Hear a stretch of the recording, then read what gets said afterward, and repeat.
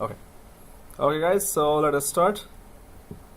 So we're going for NanoServer, and that's mucho importante server, and well, that's a new one. And what it does is that it's really small, and so let's try to explore that and try to do the labs for this. So there is preparing for this server, preparing and installing NanoServer and Server Core. What is NanoServer? So Server Core, we did that before as well, but so we just need to know about NanoServer, overview of it, managing and configuring, planning, comparing Server Core with NanoServer, and full installation as well, installing Server Core and server with desktop. Well, we did that before. Post installation configuration settings, that's a bit tricky with NanoServer, but we're gonna try to pull it off, and demonstration of course in the end. So let's go ahead. What is NanoServer? It is ideal for use in the following scenarios only: compute host for Hyper-V virtual machines, either in clusters or not. So compute host means that it's gonna give the memory and processing for so you can put Hyper-V virtual machines on top of NanoServer. It's so small, but it can still take whatever memory it has. It can take some amount of machines there. Not very heavy, but we can put heavy machines as well, virtual machines. But it provides the memory and processing or compute host for Hyper-V virtual machines. So this it can do, NanoServer. Then the storage host for a scale-out file server, either in clusters or not. So storage host for a scale-out file server. Scale-out file server is a typical file server with the capability to expand its operations by when we add another file server, it can join this as a group of file servers. So there we can actually have storage. It can host a file server as well. So first thing NanoServer does is that it can host virtual machines. Second thing NanoServer does is that it can host a file server. So either in clusters or not. So you can put file servers in clusters or not. Even if they're in clusters, the NanoServer can host them. Third thing, of course, DNS server, very important, very crucial. You can put a very small Nano server installed and then just put DNS server on top of that. So first Hyper-V virtual machines, file servers, and DNS servers, and then IIS server as well. That's what we're gonna try actually today. The web server running IIS server there. Host for apps that are developed by using cloud application patterns and run in a container or virtual machine. So it is going to support those applications that have some cloud compatibility as well. And NanoServer is cloud aware, so it can host those applications which are being run in a container. Container would be the next topic, of course, this Friday. So we're gonna try to cover that as well and do some lab. It's gonna be a little weird. Hey, so we have 4 guys here now. Yay! So host for apps. So definitely we're gonna go for container, and you're gonna see at the end of the lab for container. It's like, what did we just do? So it's kind of not that very clear lab.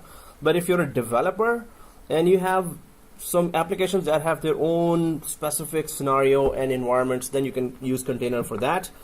But it's going to be widely used because Windows 2016 has also adopted it just now, so in 2016 version. So that's why you'll be able to see that how container works. So NanoServer, all this you can use, but that's all that it can do. There are so many other roles, but the Microsoft is still adding more support. So setup files for the NanoServer in /NanoServer folder on installation media. So when you have Windows 2016 ISO, one of the folder name is NanoServer inside that ISO. So we're going to actually access that, and then we're going to start this installation as well.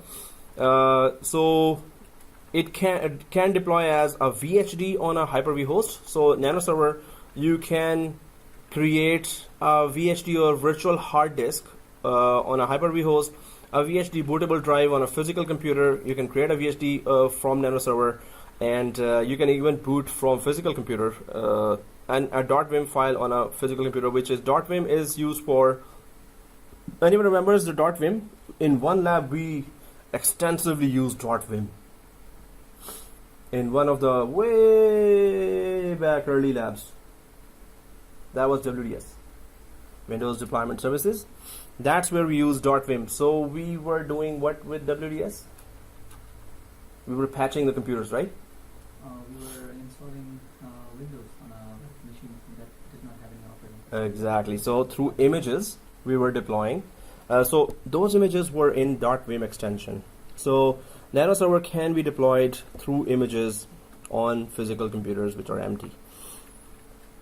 Now, and you can also do create images by using Windows PowerShell or the NanoServer image builder tool as well. You can create a NanoServer and with the help of Server Core and NanoServer, and you can build a NanoServer with the images there. You can build Server Core images or NanoServer images as well with image builder. So that's kind of how it looks like managing and configuring NanoServer. And we're going to be configuring it. It's going to be a little tricky, but you're going to have to manage that.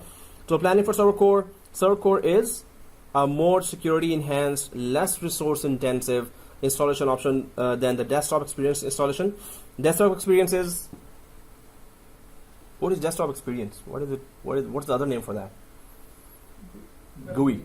Exactly. Yeah, so it's the GUI we are using, or we are so used to click anywhere. So that's called desktop experience in 2016. So it is now talking about Server Core, not NanoServer, but all three types we should know. But we did the lab already for Server Core here. So an installation that cannot be converted to a full graphical shell version of Windows Server 2016. Wow, I can see from Sayed's cell that there are more messages here. Oh, seriously? Okay. So yeah, I think there will be a knock on the door very soon. Okay guys, the default installation option for Windows Server 2016. So we have GUI, we have Server Core, and we have now NanoServer, right?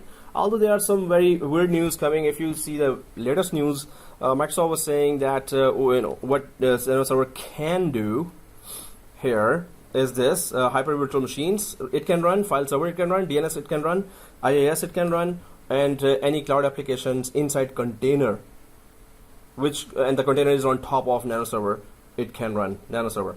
But now we were hearing in some news a few months ago that Microsoft is removing scale out server and support for virtual machines, but that news I could not confirm.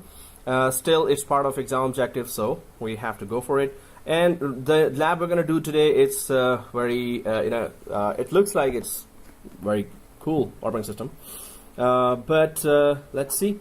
So Server Core and the default installation option for Windows 2016. Yeah, just we're talking about Server Core, which is bigger than NanoServer. So the difference between Server Core and NanoServer would be Server Core supports a long list of roles and features. NanoServer, the 5 we just talked about. So Server Core is nearly like the GUI, which supports DNS, DHCP, IIS, WDS, WSUS, you name it, it supports it. Server Core. It's just that you have to put everything in commands. NanoServer, it is a stripped down version, and it can go for the maximum tasks we can see here are 5 tasks: virtual machine, file server, DNS, IIS, and containers. All these 5 things it can support, but you can deploy them in large scale, and you can support any of those. Main feature would be, one of the 2 main features would be, in fact now it's 3, IIS, DNS, and virtual machines hosting. These 3 are regularly being used, and so people may, or companies may, use NanoServer for that.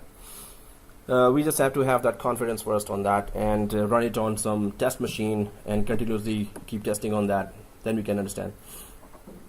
So with remote management enabled, you really need to sign in locally. That's for Server Core, which supports a lot of long list of roles and features, right? So comparing Server Core with NanoServer and a full installation. So factors to consider when comparing Nano server, core server, and server with desktop experience. So what are the factors there? Ease of installation is a factor, that which one you want to go for.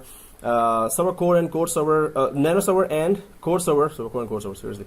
Nano server and core server would install fast and easy. Desktop experience, so it's GUI, so it would take time. Ease of local and remote management. This is true for all three, that you can local management for GUI it is easy. Then Nano and core you have to do remote management there. Hardware resource requirements, so GUI of course it would require more, and graphical interface, and Nano would require the least, core server a little more, but also very less. So current application requirements, that's where of course the graphical interface can have all the standard enterprise grade applications there. But while server core, not all enterprise applications it supports.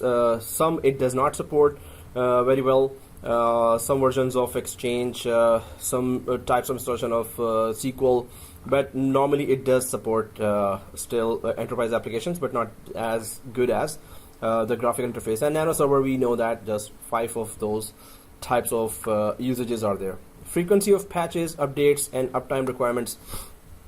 So graphical interface has the most patches to be installed, because that's a lot of code you're starting on, you're putting the server on.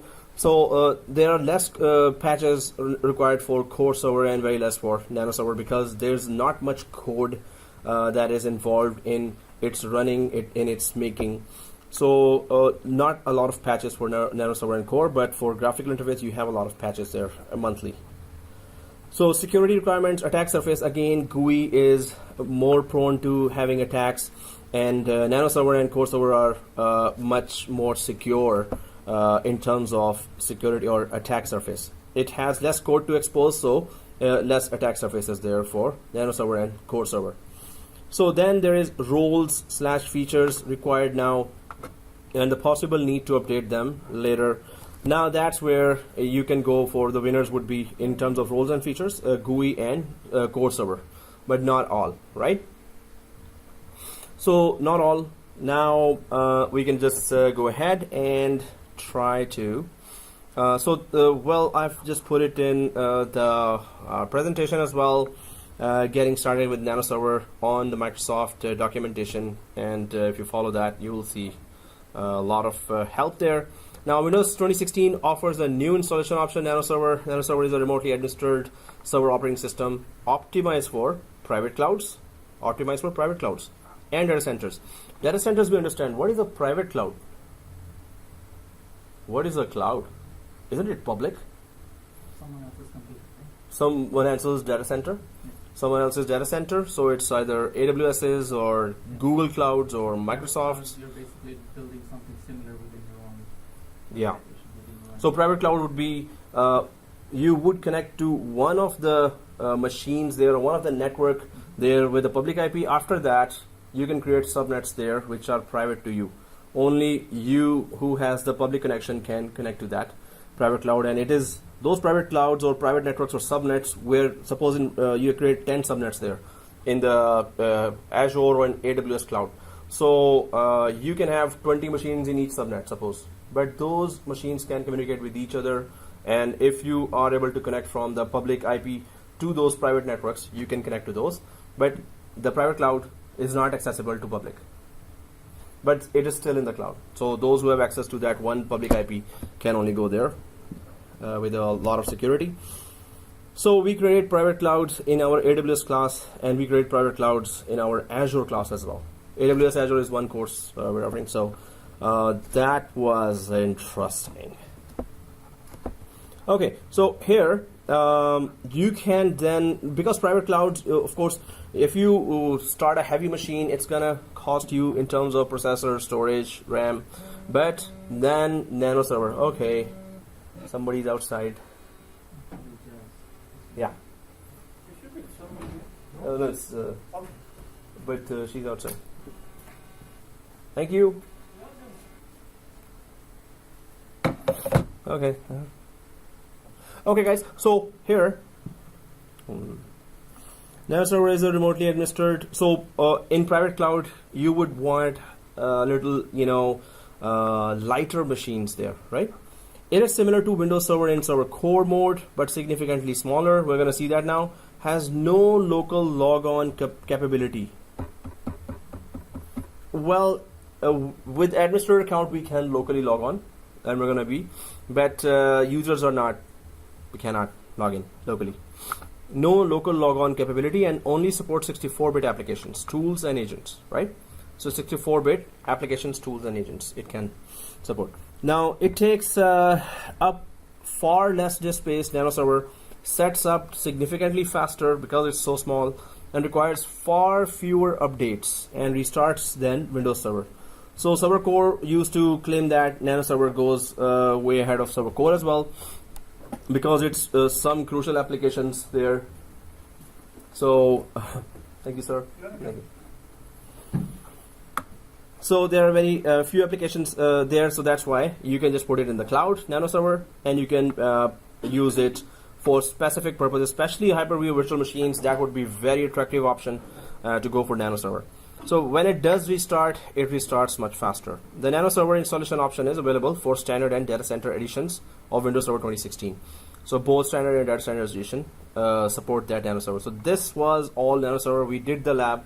It's interesting. Now we can go for next topic here. And okay, let's start the lab. Yeah. So NanoServer is ideal for a number of scenarios. Seriously, I have another slide. Okay. As a compute host for Hyper-V virtual machines, we talked about that. Scale-out server, DNS, IaaS server. This is what we're going to use today now. IaaS server, and as a host for applications that are developed using cloud application patterns. So it is cloud aware. If you have container, it can just take that and an application on top of it. So let's, hey, didn't we just talk about differences? Because NanoServer is optimized as a lightweight operating system for running cloud native applications based on containers. Containers is the next thing we're going to be doing. So, but first we're doing NanoServer. But it's saying that if you have any cloud related application, so you can put it in container, and then container can be put in NanoServer. So first we're going for NanoServer, then you're going to understand container as well. Okay, but container is quite new concept. It's okay. It's like we're learning Chinese. Yeah, I was seeing nobody's Chinese there, right? So first. Okay, so microservices are as an agile and cost-effective data center host with a dramatically smaller footprint. Yeah, we just discussed that. There are important differences in NanoServer versus Server Core or server with desktop experience installations. But let's go ahead, guys. Okay, we also call it headless. NanoServer is headless. There is no local logon capability or graphical user interface. No graphical user interface as well. So it's just command line. Second thing is it's only 64-bit. We just talked about. NanoServer cannot serve as an active directory. So yes, now Server Core can be a domain controller, but NanoServer cannot be a domain controller. You cannot install active directory stuff there. It's so small. It's Nano. Group policy is not supported as well. Server Core you can install, do group policy, but NanoServer you cannot do that. However, you can use desired state configuration to apply settings at scale. This is just for PowerShell scripts for having the same configurations in all the servers. NanoServer cannot be configured to use a proxy server to access internet. So you have to have, or NanoServer must have a direct internet connection. Otherwise, no internet to NanoServer, right? So it has a lot of limitations that we need to understand. NIC teaming, specifically load balancing and failover or LBFO, is not supported. Okay. That's not good. So switch embedded teaming, SET, is supported instead. So switch embedded teaming is that you on the switch side you configure the ports and do the load balancing on the switch side instead of on the server side. Put 2 network cards there on the NanoServer, but the load balancing actually is configured on the switch side, not on the NanoServer, on top of the NanoServer. So there are no areas to go to and configure NIC teaming there. So pretty limited, but Microsoft is still working on it, and it's going to release more features for NanoServer as the global experimentation of NanoServer goes on. and people are using it, and then they're complaining this and that and this and that, and Microsoft will say, okay, in 6 months you will get that feature, don't worry. So thank you for experimenting for us. Okay. So let's go ahead and try to do that very enormously long lab. It's not that long, just scaring you. So let's click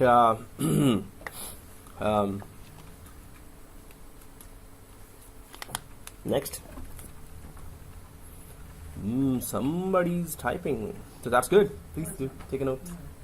It's okay. I'll take a screenshot later. Oh, okay, from the. But any notes? And yeah, it's okay. So okay, guys, System Center Configuration Manager and System Center Data Protection Manager are not supported.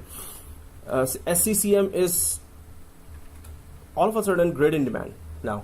Anyone using SCCM in your networks? You're using SCCM 2012 is going on there, or okay?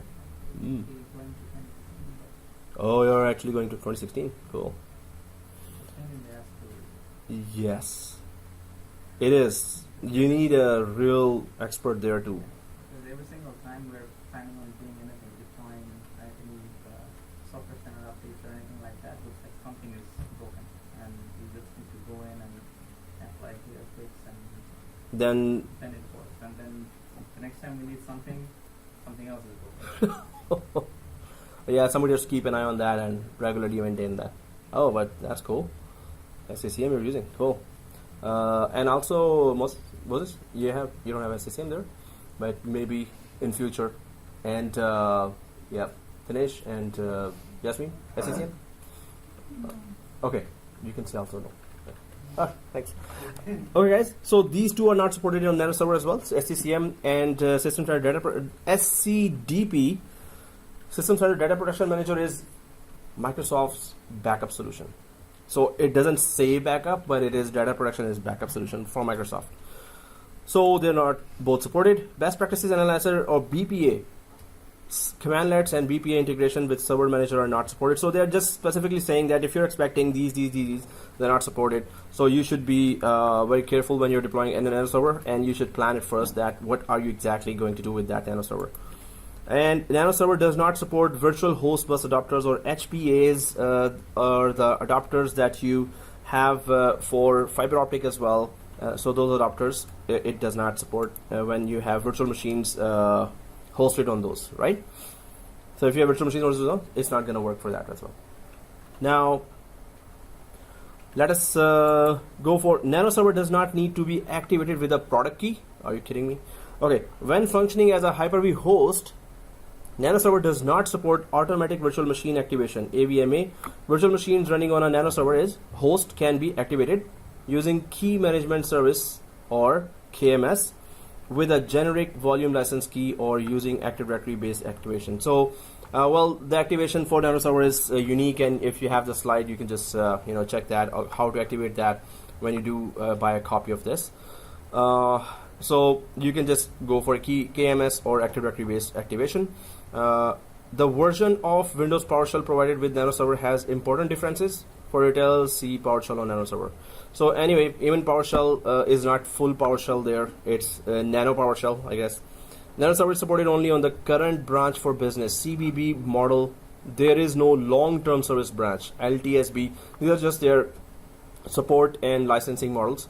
LTSB release for NanoServer at this time. See the following subsection. Yeah, just copy paste the whole thing. I should have removed that. So CBB and LTSB, if you have those business models or licensing models, then you can actually in LTSB or long-term servicing branch, it is not supported for NanoServer. Looks like Microsoft is not sure itself that, hey, I got a new gadget there, but shall I just support it long-term or what? So it kind of that. Lab, yay, let's go to the lab. Okay, so let's install Hyper-V in one clean server, yay. Hyper-V, seriously? And create a new folder called Nano and copy the 3 scripts from the NanoServer folder from the Windows 2016 DVD. Then there are commandlets after commandlets after commandlets after commandlets. So, first step, let's go for Hyper-V and install the NanoServer, because once we go through that, we will get the feel of, okay, that's what we're talking about till now. So, on 2016, we have how many machines? Well, do we have server 2? So if there is Hyper-V there, we can use that. Better be a clean machine, because if we did some experimentation, so because there will be so many commandlets that we will be running, so it's going to be a little tricky. We don't want any surprise errors. So we can go back to snapshot 1 of server 2. If you have server 2 or server 4, server 6, doesn't matter. But we can go to snapshot 1 of that just to have, and join it to domain, so we could actually attach it to an Active Directory user. So I'm just going to go there on server 2 like this, and right click and just check if I ever took a snapshot of that, and I didn't. If I go to server 3,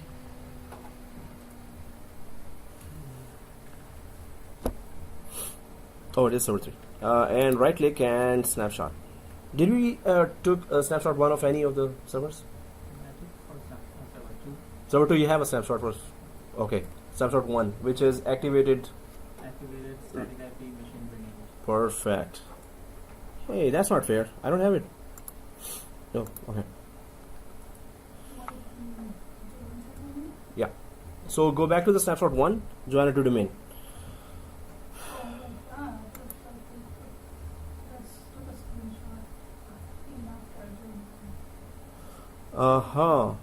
You know, there's one more thing here, guys.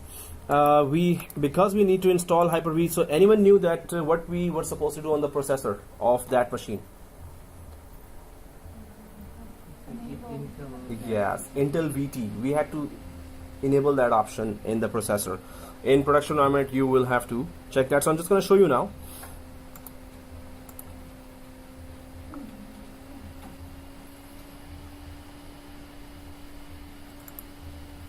Server 1, server 2. So I'm just going to go to server 2 here, and snapshot. Yes, there's a snapshot 1. So snapshot manager, while is it starting? I don't care. So activated, renamed, and IP given, and I'm recording that, right? Yep. So we can go back to snapshot 1 and just make sure. So I'm just going to click snapshot 1 and click go to, and then just press yes, and then simply go to that snapshot, and once it is there, we can just join it to domain, or and then we have to make sure that let me just show you what I'm. Oh, it's not going to let me show you now, but we have to enable that processor option there, and that can only be enabled if it is shut down. So server 2, I've gone back to snapshot 1. I hope everyone has done that. So if I right click and go to settings and go to processors, this option, this one in the processors, and this option has to be ticked. If it is already ticked, it's okay. If it's not, shut down and just tick it and then start, right? So okay, so in my case it is ticked. But if you know the place, just shut down and then it will let you enable that, right? Let me know if you are unable to find it. So my machine is running, so that's why it's grayed out. Just shut it down and enable that. So because it is already checked for me, I'm just going to log in and simply join it to domain.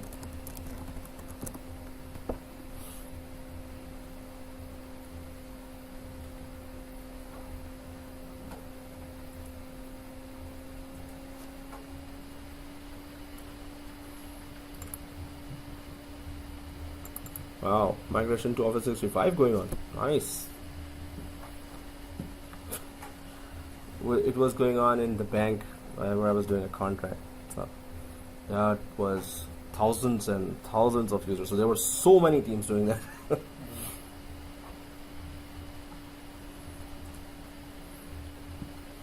Okay, so here server 2, and I'm just gonna go for local server and just simply join it to domain. So click workgroup, go to change and domain, and go for net plus domain dot local. Okay, we know the drill. Let's go ahead. Oops. Okay, already exists. Specified account already exists. So if specified account already exists comes, I could just make it 2 for now, or I would just go to DNS and just simply remove that and go to Active Directory computers container and remove server 2 from there, and then when I try it's gonna not say that. But right now I'm just going for any name here, so let's press OK and net admin.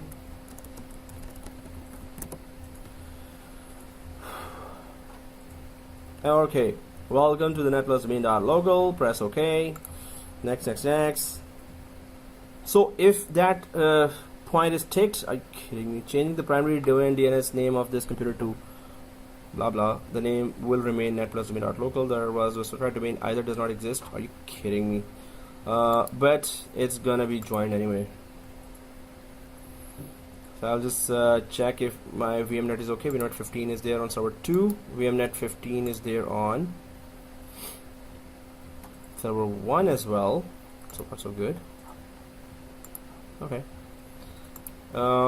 Before restarting, save any open files. Yeah,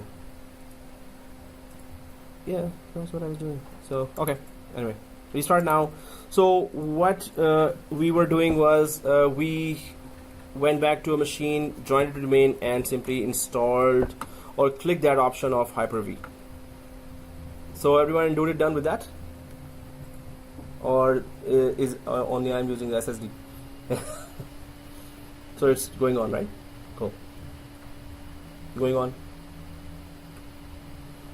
We always go for a clean machine because going on. Or done? Finished? No, it's still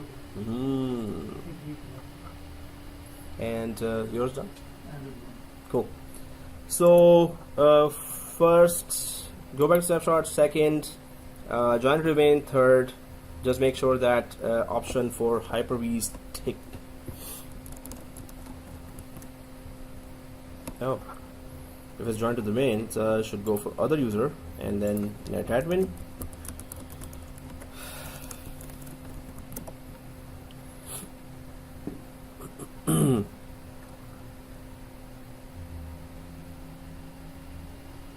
Okay, so I am there. Now I will check who else is there. And it's Krish, it has, you have two screens or two monitors or one? Which one? 19-inch monitors. I got some nuts there. Okay. Yeah, I was just, You wanna go to the break time? Yeah, break time. You have 20 each as well? No, I can get it for you already. Maximum is, no. 19, no. Okay, 19. Cool. Okay, so you're here? Oh, you're here. You're here? Oh, you're here? Okay. Okay. You said waiting. Though I heard it the first time, it's just that I wanted you to speak a little louder. So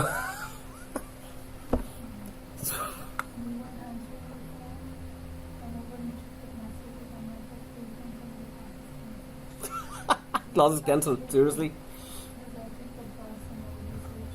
Oh. What? No. I think when you called, we at once saw that message and. You said I'm almost there. Yeah. That's it. Nothing else. So you didn't say you're there.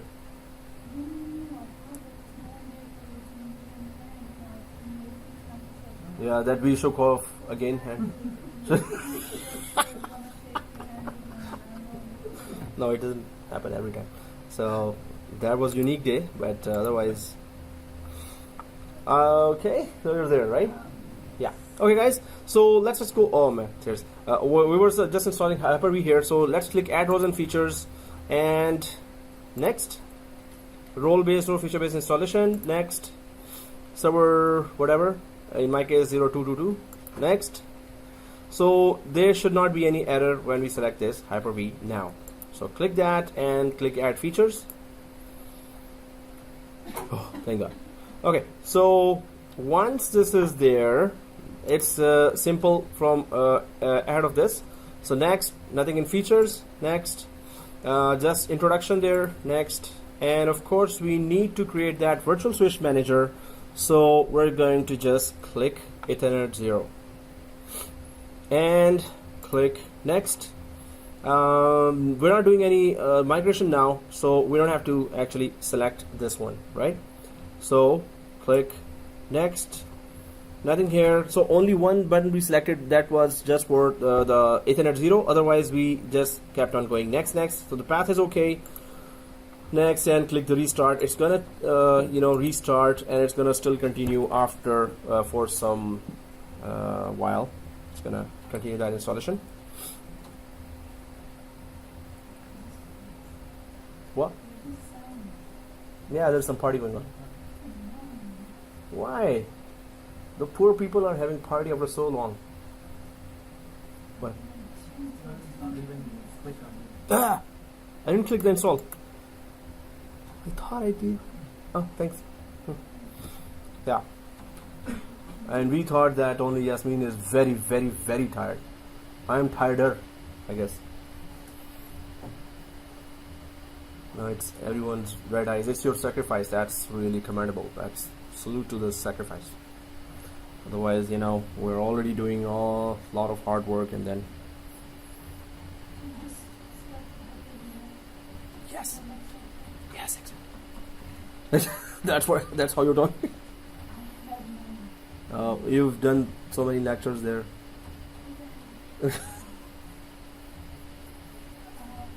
Yeah. Virtual machine. Virtual switch. So it's when Ethernet 0 counts. Just check that. That's all.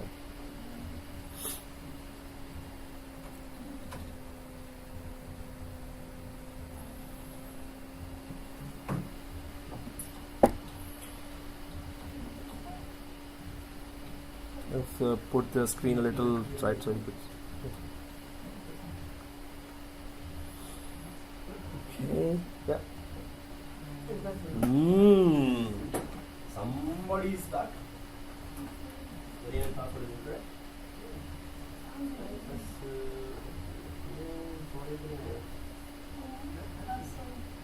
Maybe you change the password.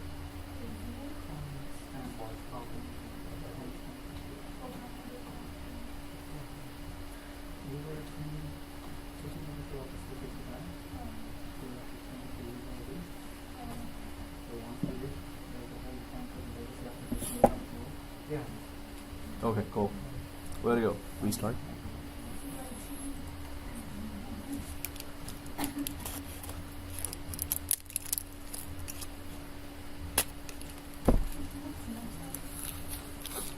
What? I hate samosas. I had in the morning. I had today last class in the morning. In Hawaii Beach also. Okay, so yeah. But the thing is that samosas are so bad quality. It's just so good there in Humber. Okay.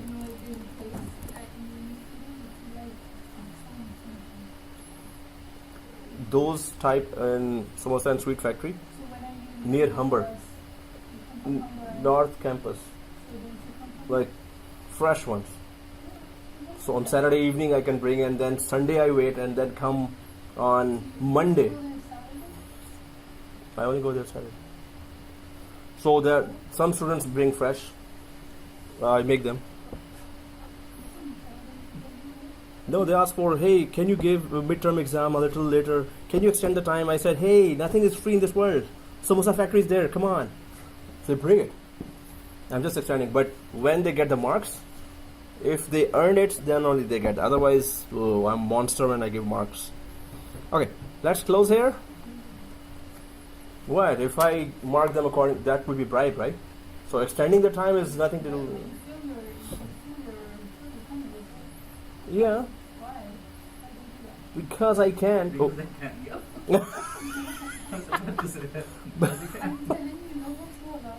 Oh. Somebody's so hungry today, huh? Oh, don't even mention hungry. We're gonna. So, who's on this screen? No one. You're there. You're there. Oh. I am still waiting. Oh, okay.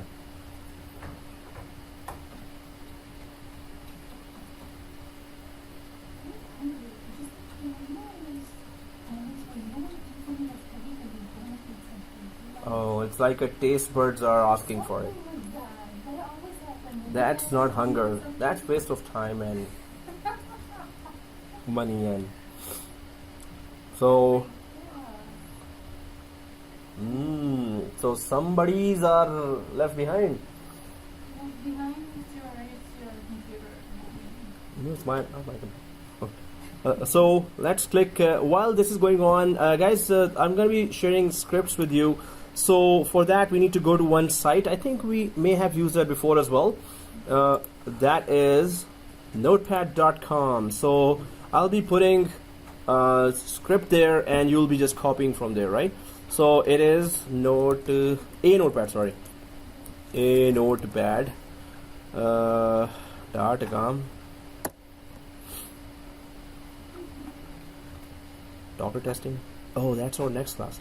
So before that, for the lab of container and Docker. Oh, okay. Nah. So I'll just add new note, and here I'll just quickly create its nano server scripts, and then save. And now, guys, all you do is see this link. So just type https://anotepad and this link .com/notes/sd3wb4. So anotepad.com/notes sd3wb4. Okay. So if you've gone there, so if you're there, you can open this site on the internet. No, but you can just minimize that VMware workstation, and you can go to the internet and just go to this site. Oh, you're already there. Okay. So finish. You're also typing anotepad.com/notes/sd3wb4. So I'll be putting the first script there, and then the second, third, fourth. When I put a script, I will click save. On your side, you just have to F5, refresh it, and that script you will be able to see there. So we can just share that. Are you there? Yeah, your machine is on C drive, right? We went for SSDs. Oh, okay. So if you're there and NanoServer is showing there, so you're on the correct page. So now the script. Now there it goes. So the first script is create a new folder called NanoServer. So first we're going to go to the C drive of our Hyper-V that we just created there, and we're going to create a folder called just Nano, and copy 3 scripts that are already available in the ISO of Windows Server 2016 DVD. So that DVD is already mounted, hopefully. So we would be able to just connect that. So let's go to C drive of the Hyper-V container, Hyper-V server, and create a new folder called Nano. And then we can just copy paste 3 scripts inside there. So I'm just going to go to the server 2 here. And since Hyper-V is already installed here, so I'm just going to click close here. It's going to automatically do that. Open the yellow folder or the file explorer. This PC, I'm doing it on server 2 and C drive. If you need any help, don't be shy. No, it's good. Okay, good. Oh, okay. You're there? Okay, so right click here, new folder, and just go ahead, folder Nano. Now what we need to do is the scripts that help us create a NanoServer disk or Vhdx are available inside the DVD of the 2016 ISO. So we're going to go to this PC here, and you can see the D drive here, right? And that's the Windows 2016 drive, hopefully. We didn't put anything else. So I'm just going to open that and you should be seeing this folder structure inside the D drive of server 2. If you're all there, you can see the Nano server written here. So let's go to Nano server inside the D drive of server 2. And do we all see Nano server image generator? We all see that, right? Nano server image generator. So go to the D drive of server 2. 2016 is already there. So if we go inside the Nano server image generator, there are 3 scripts here. One is convert Windows image. Second is Nano server image generator. Third is Nano server image generator as well, but more information or different information.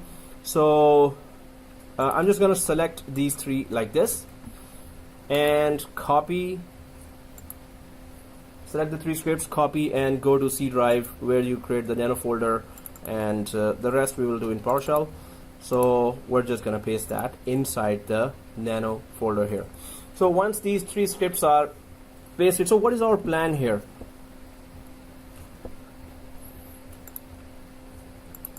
Let me just quickly show you in a diagram that first we have one Hyper-V server here, and we have created a folder called Nano here in C/Nano.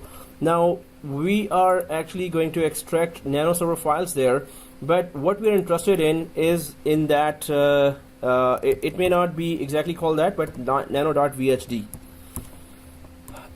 Now this Vhdx is yeah, it is virtual hard disk, exactly. So it is the virtual hard disk for the virtual machine of a Hyper-V, right? So that's why we installed Hyper-V as well. And Hyper-V is hypervisor 2 or hypervisor 1 right now?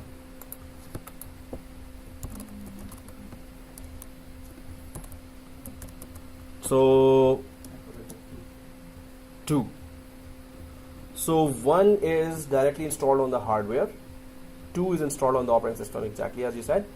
So hypervisor 2 is what we have, which is directly installed on the OS right now. So there's OS and there's hypervisor 2, which is Hyper-V, hypervisor 2 called Hyper-V. Now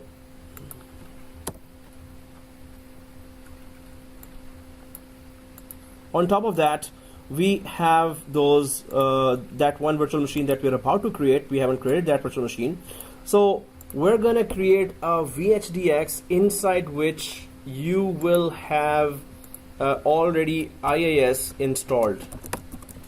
So we're gonna create a Vhdx, which is the virtual disk of a virtual machine of Hyper-V. So we're gonna install IIS, and then we're going to attach this Nano server disk to the virtual machine we will create. So when you go through the new virtual machine wizard, you're going to select the don't select the newly created create a new disk. In fact, you're going to go for attach an existing disk. Existing disk is this nano.vhdx that we will be creating from script or PowerShell. So we're going to attach that Nano server to the virtual machine. Then we're going to configure it, give it an IP address, give it a name, and join it to domain. And that's also going to be a little different way to do that. That will be called offline domain join. And then we're going to ultimately use that IIS server that we will be installing right now. So first we're creating a Nano disk, and then major steps: create a Nano disk, and then attach it to a virtual machine, and then connect to that virtual machine and run IIS and run a website on top of it. That's the major steps there. So once we are here, now I have created those screenshots, a couple of billion screenshots here. Any new lab, I have to spend all night doing that and test, remove all the errors, so the lab is perfectly available and you can understand the concepts as well. And we could do something more than just a lab. So the first script here, actually it's in the PowerShell as well, so I'm just gonna try to put the first script, and then we're gonna be running the command let import module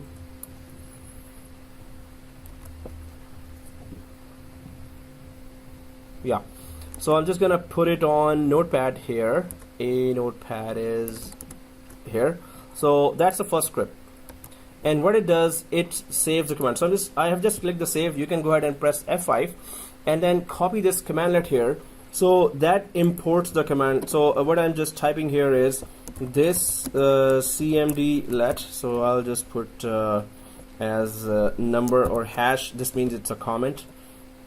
Yeah, command let imports the PowerShell cmd lets or commandlets that will help us configure NanoServer. Right? So I'm just gonna click save here.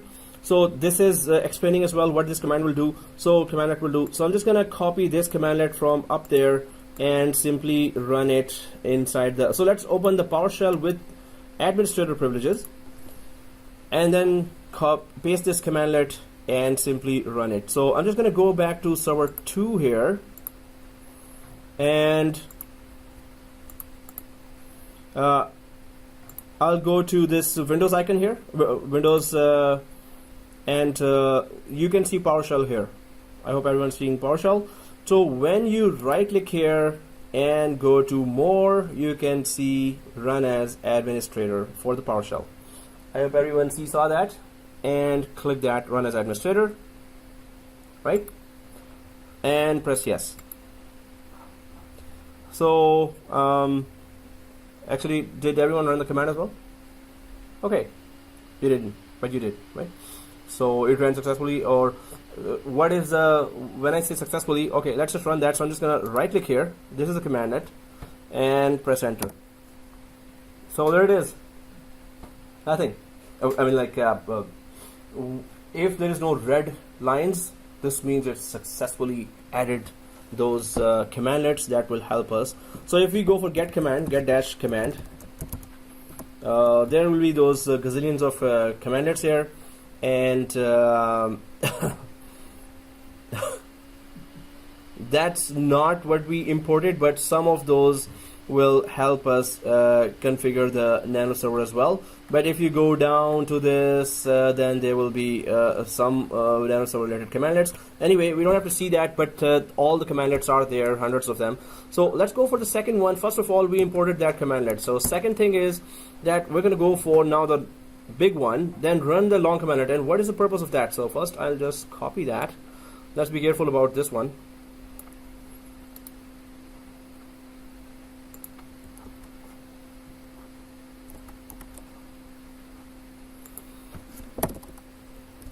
So now hash. So I'll just put the comment here as well, and I've just saved it. So go ahead and refresh that on a notepad. So what I'm doing is that this cmd let commandlet will create NanoServer installed .vhdx virtual disk file. Now, not only that, but what it's doing, so new NanoServer image minus edition, standard edition. We could put here Datacenter if you want.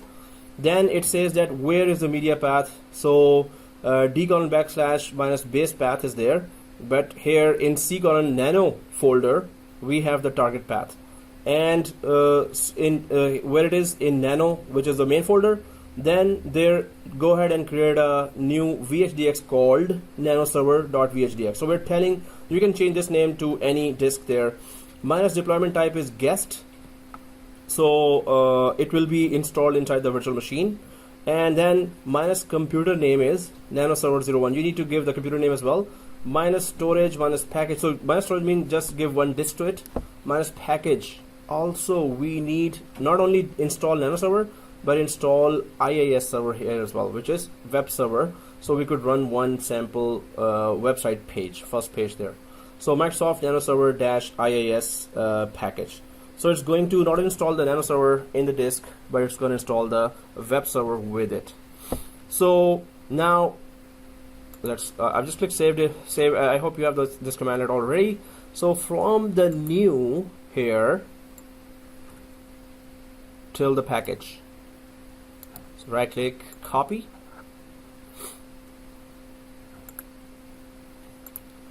And there's the whole commandlet here. and we don't need internet connection for that. So if it is pasted there, enter. So once we enter, it asks for administrator password. So you want to create a Nano server, there will be a local administrator password there, administrator account created there, so why don't you give a password for that? So of course the class password we can put here. Small ABC, capital ABC, shift 1 2 3. Right? So the somebody is look busy, do nothing kind of thing going on. Oh, you're doing things, right? Cool. Alright guys, so here administrator password, and ma'am, you're there? Yeah. Error? Oh, so anyone else got an error? So I'm just gonna press enter here. Oh, there's that converting image processing. So this will tell you what's going on. Yeah. So you can just put it back there. Oh, it's going that. Ooh.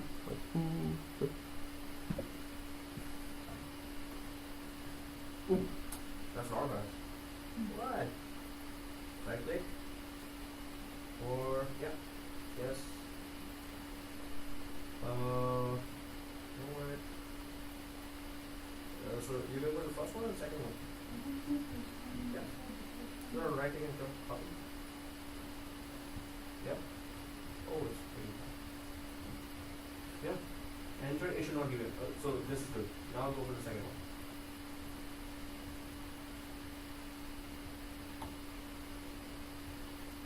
Yep.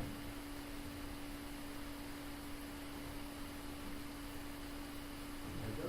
Give the password. You're good. Now I was staring at it. I was staring at the screen and don't mess with. Oh, class password. So this is a Nano server that is about to be created, or it being created right now. It needs a administrator password. Adding package, Microsoft Nano Server IIS package. Suppose we had gone for adding Hyper-V. Suppose we have gone for adding DNS. We just need that proper naming there, and done. So it's done. Okay. Okay. Almost. So it's going on, right? Cool. And Dinesh is also doing that. Perfect. See, so easy. And Dinesh is selling me monitor screen, so expensive. But anyway, I'll sacrifice that. You see, on the video, I'm asking for discount. Oh, just kidding. Yeah. Oh. No, oh. Control C. Control CC. No.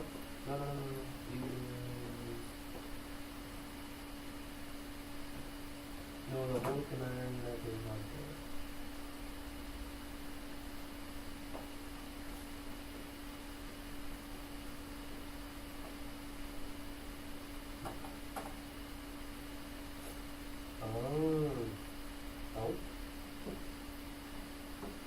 Okay. From new little package. Copy. Okay, here's the last password. All right. So let us.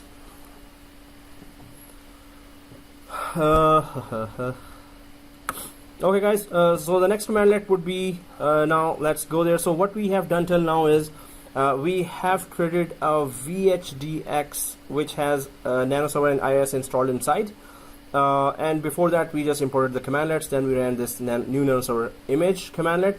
So we need to just check if the Vhdx was created or not. I'm just going to go for the next steps there. Once the Nano server Vhdx is created, then go to Hyper-V and attach this Vhdx to a newly created VM. Then log into Nano server. So now what we're going to do is that we're going to create a VM, and then we're going to attach the existing Vhdx. But where is that Nano server Vhdx that we just created? It should be in that folder called Nano. So let's go inside that folder called Nano, And now can we all see this one? We can all see. So anyone knows what is that? Vhdx, virtual hard disk, right? So virtual hard disk is there, created. Now this is the disk that we need to attach, and it has already the IIS installed inside. So we're gonna just go for our Hyper-V and go ahead and install the virtual machine, and then we're not going to create a new virtual disk there. We're gonna just add this one. So I'm just gonna go to those screens here just to be on that in case I need some any one step to confirm if I'm not doing any mistake there. Yeah, okay, so let's go for Hyper-V and then create that virtual machine. So that would be the next logical step here. Now I'm just gonna go to Hyper-V. So let's go to tools here, open Hyper-V manager. Hyper-V manager, yeah, it's still working. That's good. Hyper-V manager.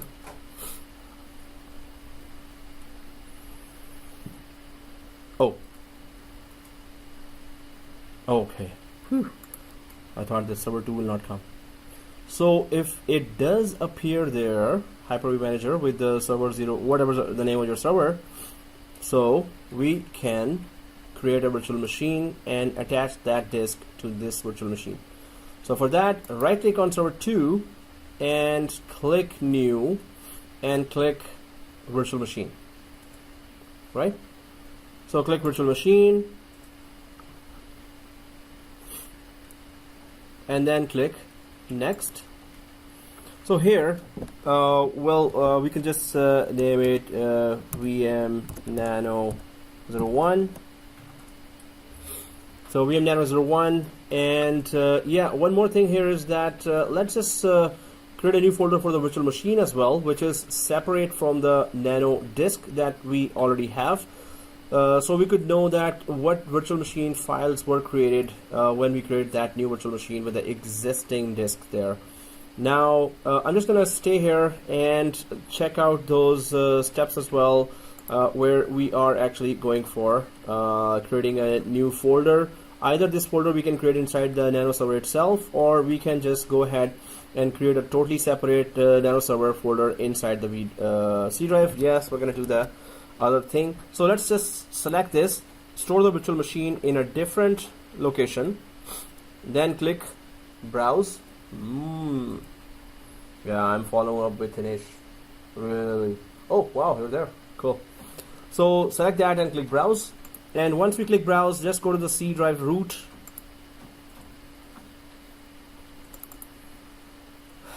and go to new folder, and then here we can go for that VM Nano 01. That's the virtual machine we're creating. So we can simply create that VM Nano 01 and simply select it.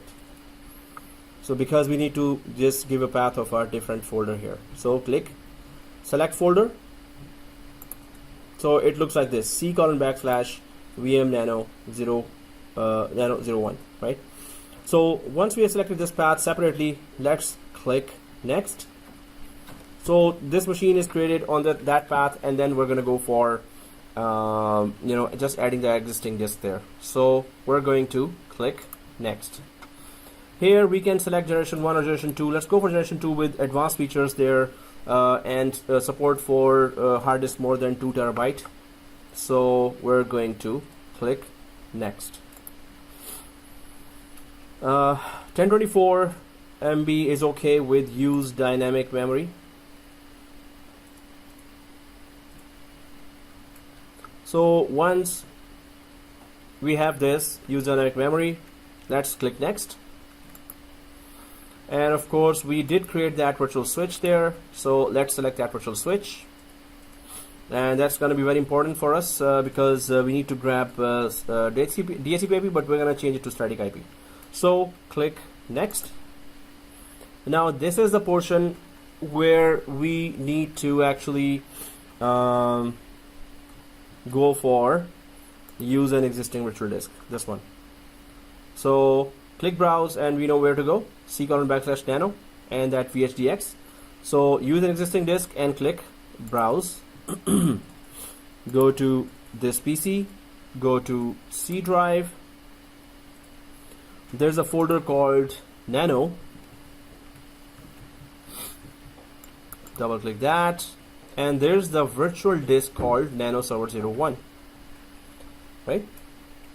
So NanoServer 01, and we can all break 4 cups here. So then there'll be one drop there, one. So I don't know. So, huh? Nobody asked, right?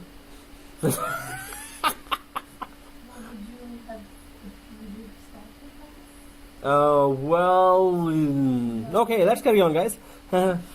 So, that was a good one. NanoServer? No, I'm just kidding. So, /nano and NanoServer 01.vhdx and click next here. Now, well, it better not give any errors, so let's click finito.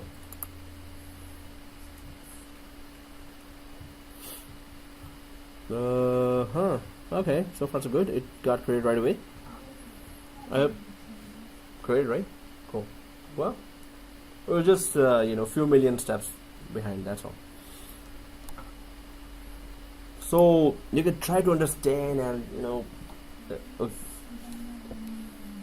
so we just create a new virtual machine and attach this that we created there. See, so simple. Okay, guys. So here, once we have created that, now log into NanoServer. Okay, that would be the main stuff here.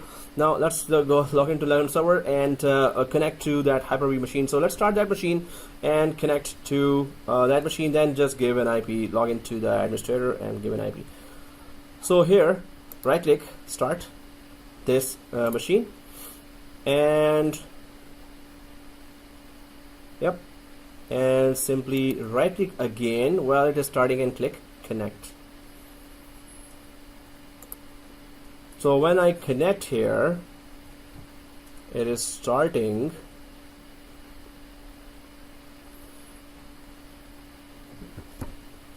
And one day, Monday or Sunday, it's gonna show us.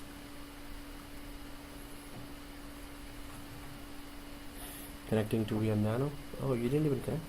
Okay, Hyper-V. And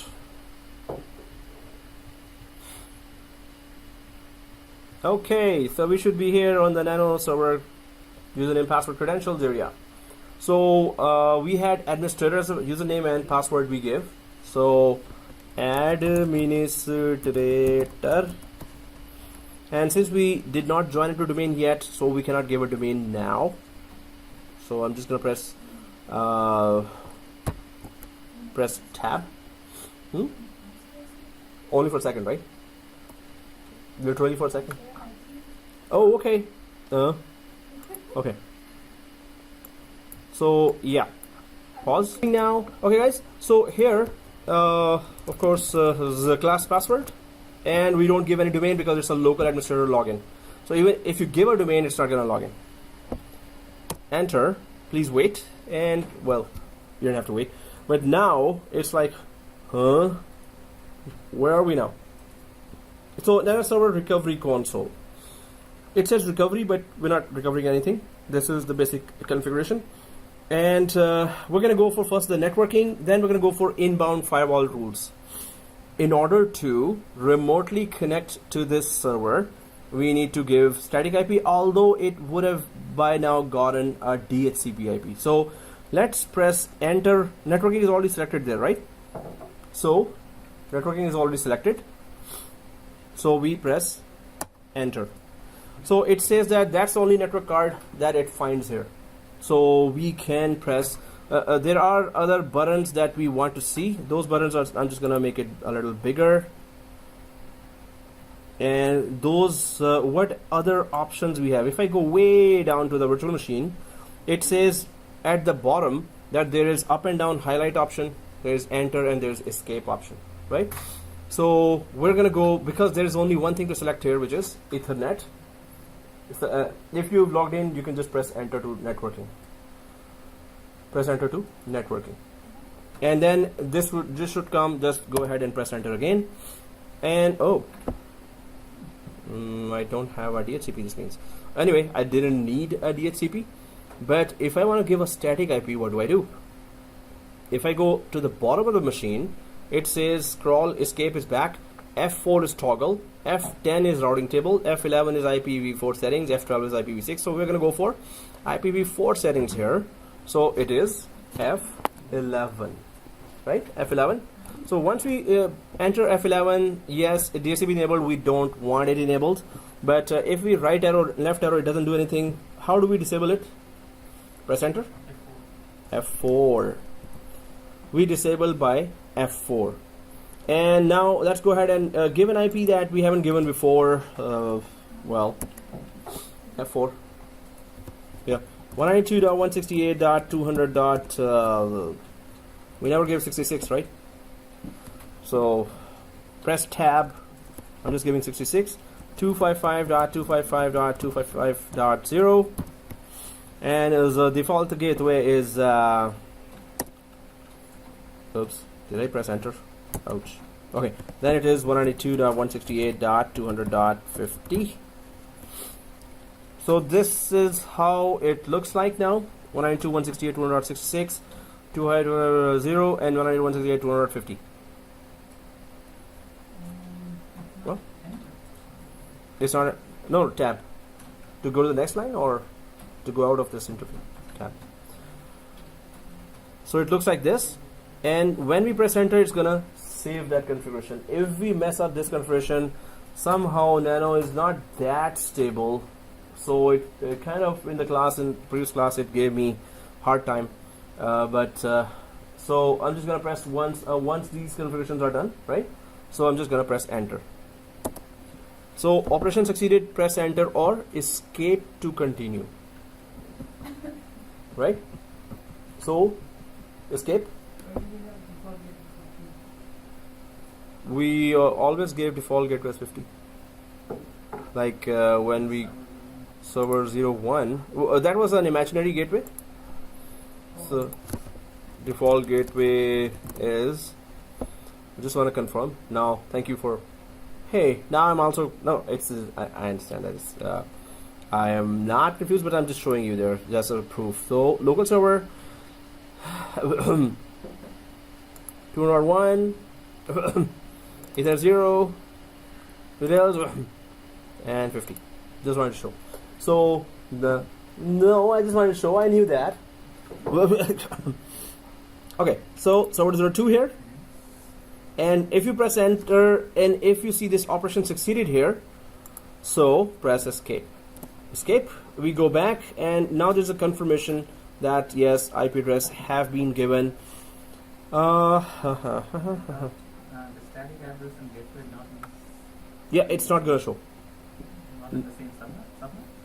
Oh, how? Yeah. To the same subnet, right? Yeah, I understand. So how do you go back? Okay. Well, you can just F4 it again. First F11, then F4. First F11 from the screen.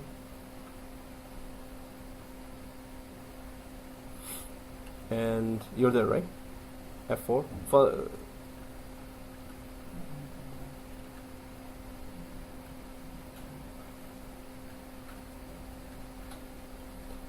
Because we'll be going escape further from this one level up from here as well. Okay. Yeah, you're okay, right? Oh, cool. Good. So press escape here. Well, that's just Ethernet, so press escape from here as well. And we can select down arrow, and we can go for inbound firewall rules because we need to remotely connect and do a lot of stuff here. So we need to join it to domain, and that will be a very weird way to do that. So we haven't done that before. That is called offline domain join. So but let's go to inbound firewall rules. What we are trying to do here is Okay. No, it's the message is that I forgot to pay my cell phone bill for last month again for straight 10 times now. Okay, I'm so lazy. Okay, so here, guys, file and printer sharing. All of these we need to enable. Now, how do we do that? So first of all, up and down is highlight. This up and down button for the arrow, or actually up and down and keyboard is there. Hey, where is it in? Oh, there it is. Page up, page down on the laptop, and then you have to go inside. So first, I'm just gonna page down, or no, just arrow. Yeah, it goes down. First one is file and printer sharing, right? Let's go inside that by up arrow and down arrow, and then we press enter to go inside this NB session in. Enter. And the only thing to make sure is that enabled is not no, it is. Enabled is yes. So how do we do that? F4. So this inbound rule, if we type F4, you can see that when you press F4, it goes from no to yes. So make it yes, press escape. That's one. So then I go to the second rule. Yeah. Except for enabling, you cannot really change anything, right? Like you cannot change the local port or... No, that's it. Just to get inside. And these ports are for specific purposes there that SMB in uses a little different setting. So they're already predefined. Yeah, we cannot change that. Although from PowerShell we could do a lot, but I have to still check that. So file and print sharing, now we get the idea. So I'm just going to go for the next one, which is SMB in. Press enter and press F4. And then press escape. And third one is NB name in. Enter. F4, escape. Fourth is NB datagram in. Enter. F4, escape. Fifth is spooler service, which is for printer. So enter, F4, escape. And spooler service RPC EP map again for printer. So enter, F4, escape. And echo service for ping request. So that is echo request ICMPv4 in. Enter, F4, escape. And last one, is it the last one? No, the second last one. So that is ICMPv6, although we don't need that, but anyway, enter, F4, escape. And then we go for LLMNR UDP in. That is for Cisco guys or Cisco ladies, whoever are in Cisco classes can check that LLMNR. Yeah, this is a Cisco concept that it talks about blah blah blah blah blah. Enter. And F4, press escape. Okay, so what are we doing here? We just want to copy paste files inside the C drive of NanoServer, and we want to enable some services remotely.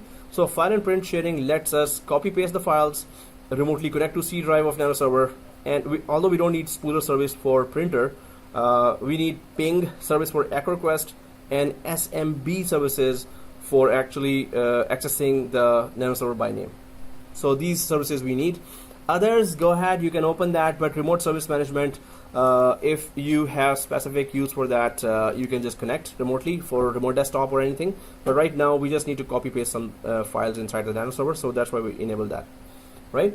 So if once it is done, what do we do? Escape is the back. So once they're all done, escape. If any one of them is not done, you're gonna get an error. So the last one you did was LLMNR. So F4 and escape. So guys, outbound rules we don't need because we're not working inside by logging in directly to the NanoServer. And WinRM is if you want to remote into PowerShell, but we're going to remote into through PowerShell. We're going to remote into NanoServer through PowerShell, right? So then it's going to open that WinRM anyway. In fact, let me just check that.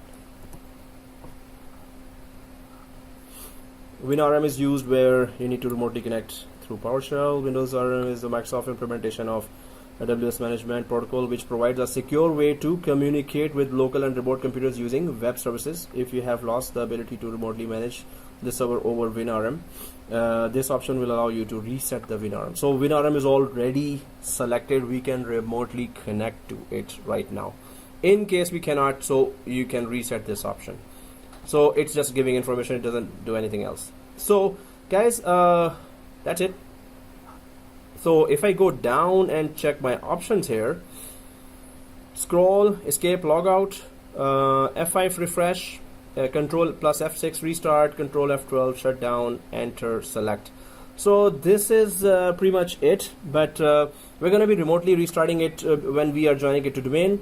So right now escape is logout. Let's just say inside it doesn't bite anything, or it doesn't disrupt any of the future steps.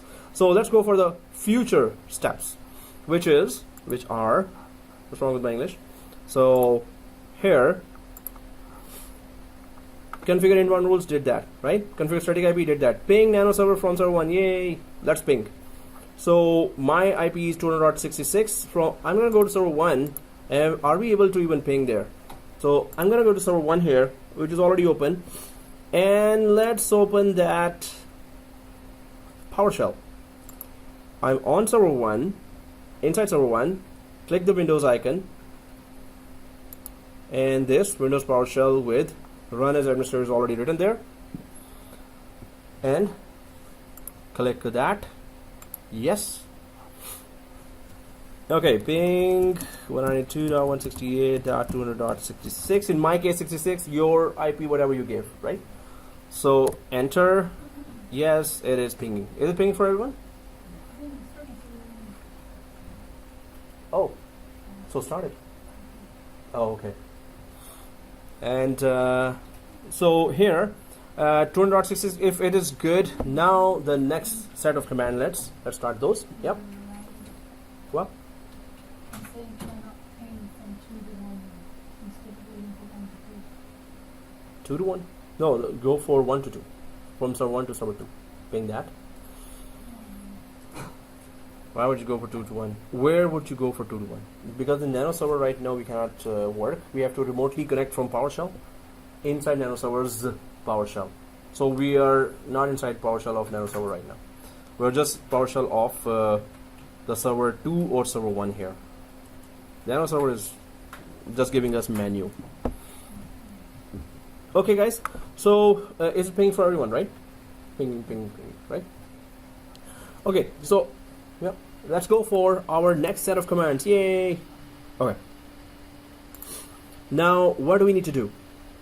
Lab continued. So, add IP of NanoServer in PowerShell. So, and then we're going to. So, what we are doing in this commandlet is we are telling server 1, hey, server 1, it is okay. We trust this IP.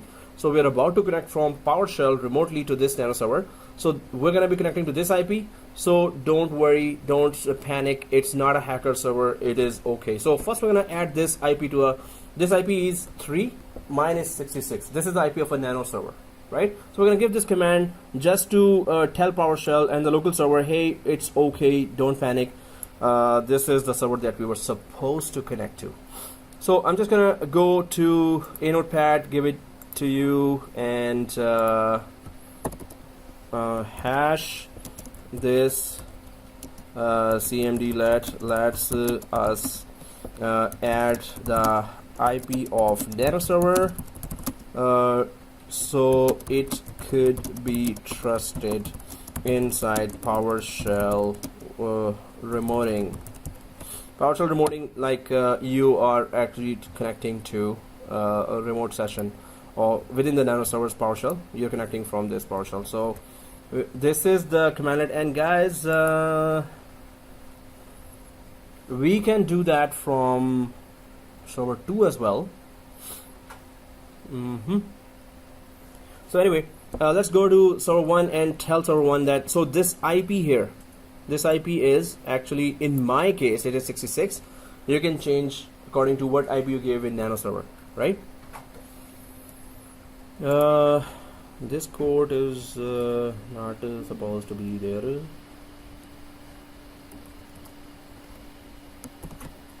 I'm just gonna save it again. that there were some wrong codes there. Oh, you know what? That code was there.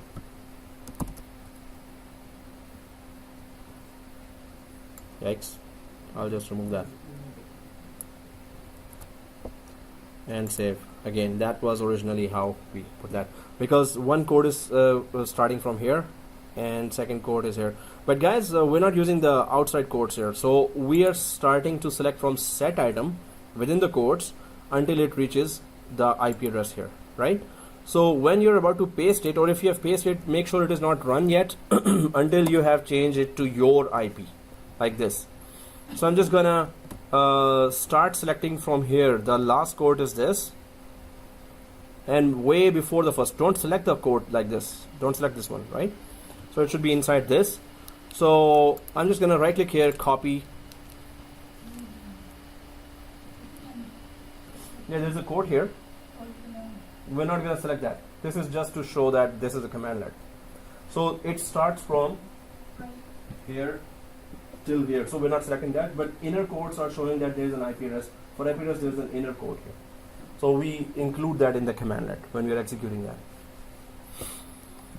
And copy, and I'm just gonna go there, server 2, and paste.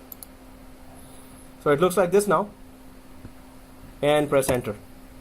So it says that WinRM security configuration, this command modifies the trusted host. So it is going to trust that Nano server communication, remote communication now. So I'm just gonna press enter again because default is Y, or which is yes, right?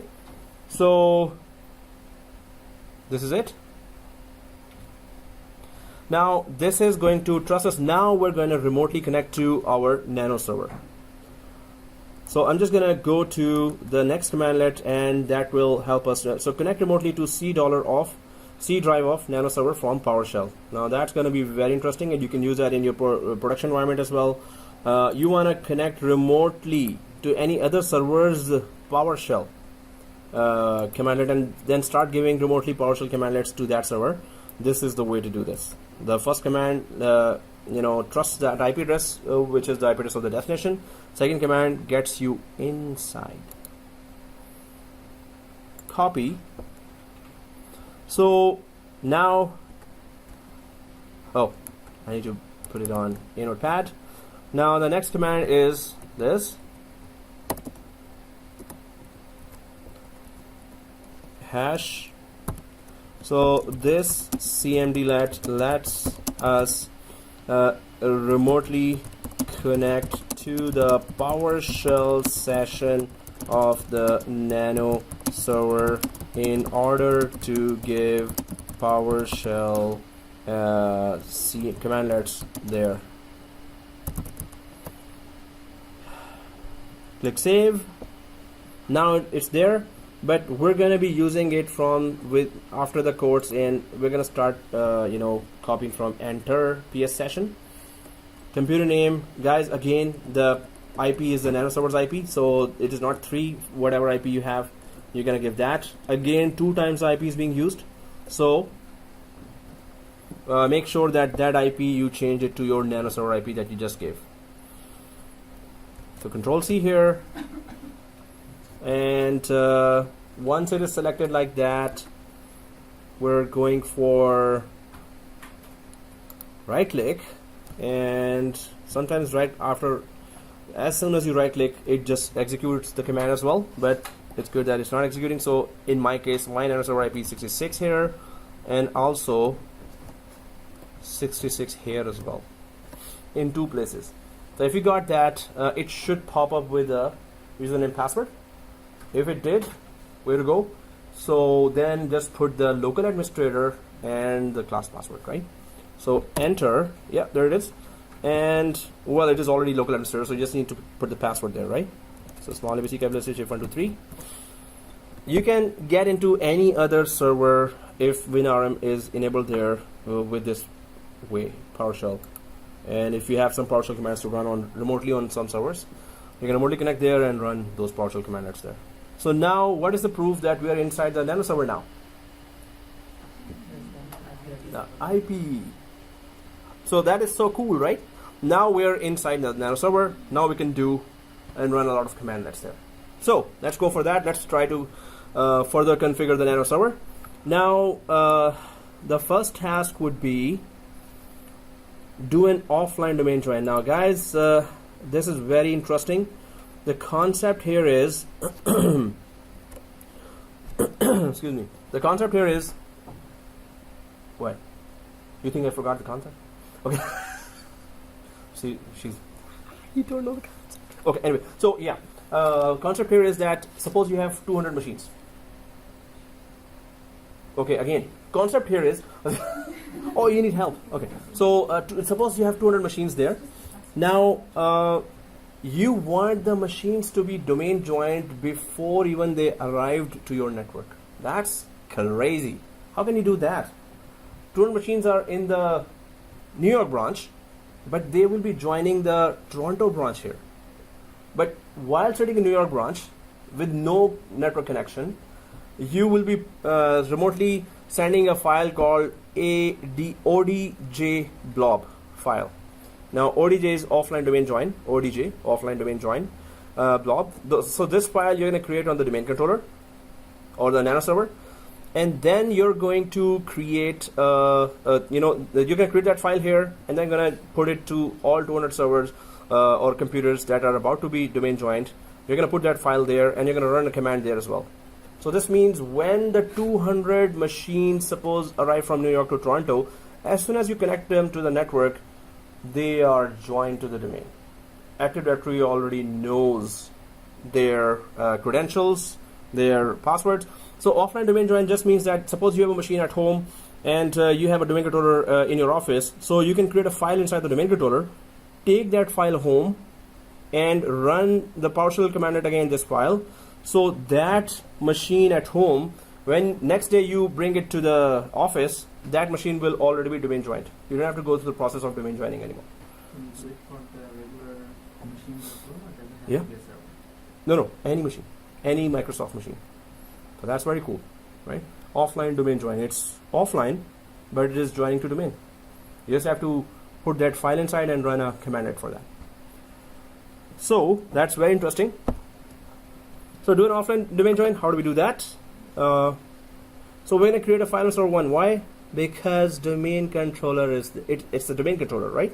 So djoin.exe or domain join.exe /provision /domain is this /machine. So we're gonna give the machine name. Here is NanoServer 01. We gave, I think, VM Nano or whatever machine name you can give, right?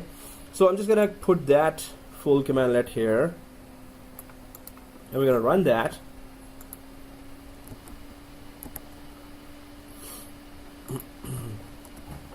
So command this cmd manlet will create an ODJ blob file that helps join computer to domain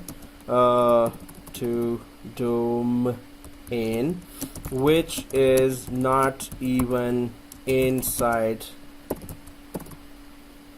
the network. It's not even in the network. It's at home. It's on the other branch. So, and you will just send that file there and execute that file whenever that machine next day connects to the network. It's already domain joined. So imagine if you have 200 machines or 2,000 machines, you put that file and run that somewhere else offline, and when you join it, when you connect to the network and it detects that domain controller over the network, it's going to be domain joined already. Save that, and the file is there now.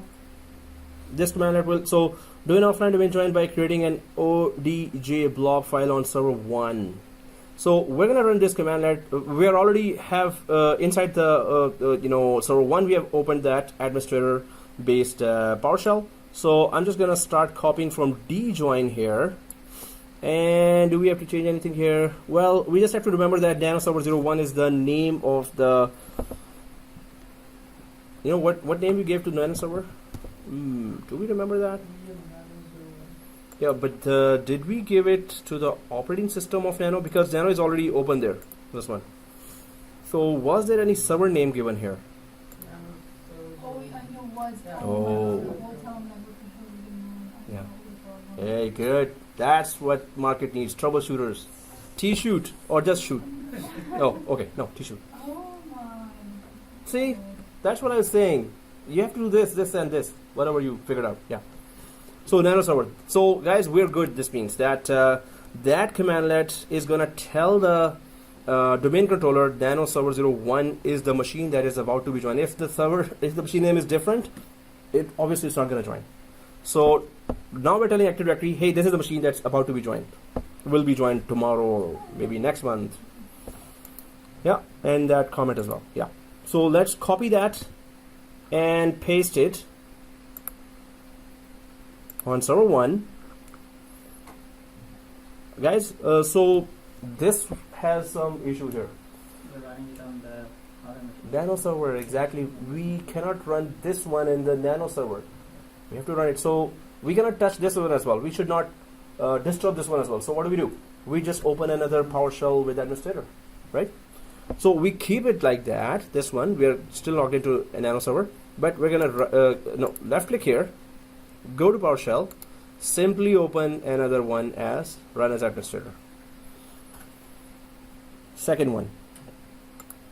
Once we click that and press yes, right click. Okay, so in C drive we're expecting a file called ODJ, which is offline domain join blob. So let's press enter. Provisioning the computer. Provisioning. Oh, now I said it right. Provisioning. So it's going to create that record in Active Directory. So Active Directory will be expecting, suppose you bring it after 1 week, 2 weeks, 3 weeks. Whenever you bring it, it's joined to the domain. So we created that file with the help of domain controller. Now NanoServer is not joined and there is no menu that shows join to domain. In server code there were a lot of menus there. We were joining to domain, we were changing IP addresses as well. But here we have to go for offline domain join, which can be used in any other machine as well. This is the same procedure. So yeah. Yeah, paste. Okay, I'll paste that. Where should I paste that? Pause that. Oh, okay. Oh, so see this. So if one PowerShell is already open, so you can go to this and simply do this to open second PowerShell or third or fourth or fifth. So then you run that offline domain join. So we are expecting a file there. So let's go to C drive. That file should be there. What we need to do with this file? Anyone knows what we will be doing with this file? It is created now. What do we do? NanoServer. We have to put it inside NanoServer, then go it through PowerShell there, which we are already actually waiting there. We're sitting inside NanoServer with PowerShell. So we're going to run the second set of commandlet there, and that NanoServer will join to the domain. Right? Okay, so you created an admin. Then we remotely connected to that. So then we actually gave IP, then we opened the inbound rules, and now we are trying to join the NanoServer to a domain by creating a blob file. So what is IIS installed? What is that? Yeah, that's a good question. That we installed before, but we're going to be using that as the last step of the lab, because first we need to join it to domain.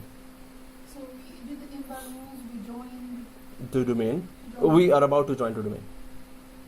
We did the inbound rules to remotely connect to it. This command, Mm-hmm. what was the command? Yeah, the purpose of this command is to do the server domain control side task. Domain side control side task is what? What? Hey, I'm explaining now and you're not listening. Okay, That's not fair. I'm listening. I don't think so. I'm listening. I don't think so. Okay. Anyway, so yeah, so there are two steps. Do create a file on the domain controller and tell the name of that machine that is about to join the domain. So we created a file that tells the Active Directory that there's a NanoServer by the name of NanoServer01. So please create a file for it. And in your information database, please get that information that this is going to be joined to domain, although it is not here right now.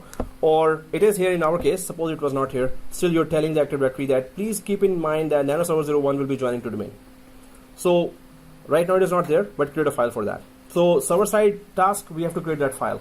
Once we create that file, we have to copy paste that file inside the NanoServer, and then we need to tell the NanoServer, hey, you've been joined to domain. I know you're not here, but you've been joined to domain.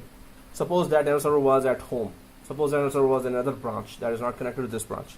So you would run that file there and tell NanoServer, don't worry, when you reach there, Active Directory already knows you now. Now, within this command, you're basically asking to run the exe and the domain you are specifying. What about the domain admin password? Don't you have to specify? All information is there. So yeah. So it's going to join. It's going to know the domain the domain private keys and public keys there. So it's going to be knowing the internal security information, Kerberos information of that. So that's why when netadmin, even if you use, it's going to know right away that it's coming from that domain there and domain controller. Okay, guys.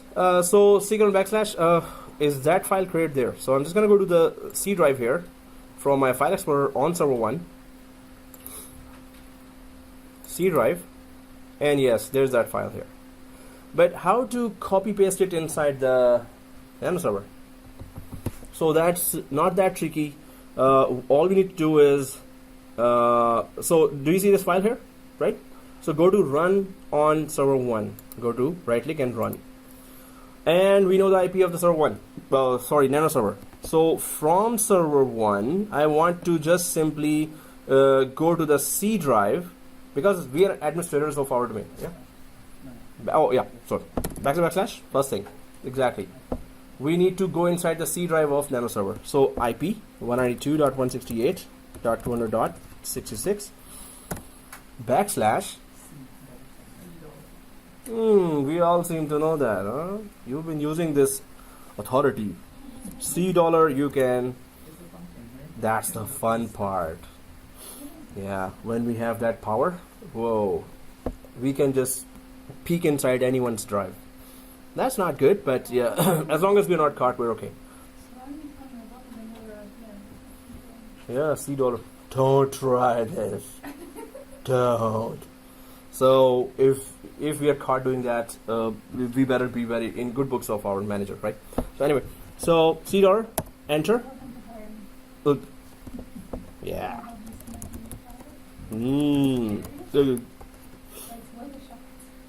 Yeah. Administrator and the class password. What? So you're inside already. So administrator, the local administrator, because it hasn't joined the domain yet, so I'm logging in, or not logging in, remotely connecting through local administrator username password. So if you have put that, go ahead and press OK. So now we're inside the folder structure of the NanoServer. All we need to do is grab that blob file from there, copy that, and paste it here.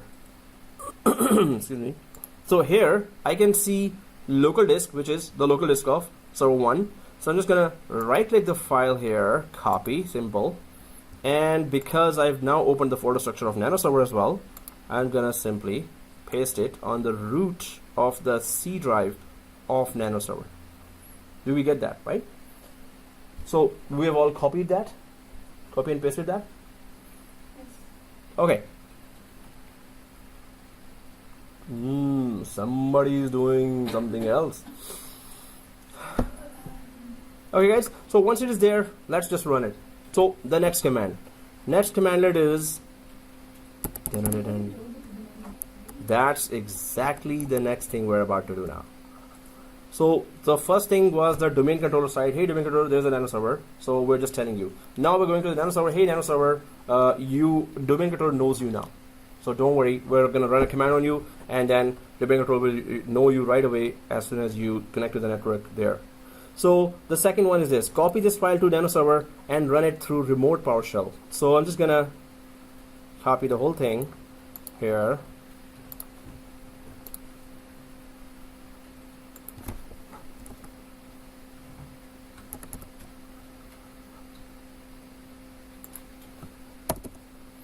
Whoa, that's a lot of guys, you should practice that. No, just So this CMD let will tell the NanoServer. Excuse me. There's a frog stuck in my throat. Rip it. Okay, so tell the NanoServer that you've been joined to domain. Da-da-da. Okay, once you run this command, you will be. So I'm just gonna paste that command here and save. So you got it now. Now, just guys, where do we run that? Don't run it on the remote one, where the IP, it's the line starts with the IP. Exactly. So where do I copy that? Exactly from djoin it starts, and it is expecting the files in C :/odj or front domain join blob. Exactly, that's where we put it, and the rest of the file is gonna just grab from. Okay, so we're gonna go for local OS until local OS here. We do not need to copy this code here, the first code and the last code, and then I'm just gonna copy that. And then let's go to, be careful there, which we have two PowerShells open right now. So which one is which? Not this one. Okay, this one. Yeah. So if the IP is in starting there, then only you're remotely inside NanoServer now, and that's where you need to run this commandlet here. It is expecting the file there. We already copy pasted that file there, right? So press enter. Good. Okay. Did anyone get an error here? Hey, you guys are like, because I did with a bigger class, and well, so some of them, sir, I got an error, sir, I got an error. That's it. Okay, pause, and that's it. The rest can watch the YouTube. So it says reboot. Now we're rebooting what? The NanoServer. So shutdown /r/t0. So restart with the time of 0, right? Like restart right now, right? /r/t 0. It's not O, it's 0. So press enter. Oh, sure. Somebody's not shy. That's good. So you were shy till now. Did you give the 66 there? Yeah.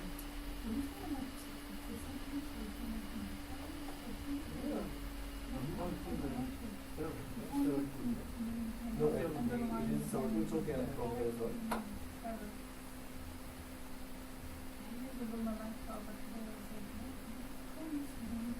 You configure it.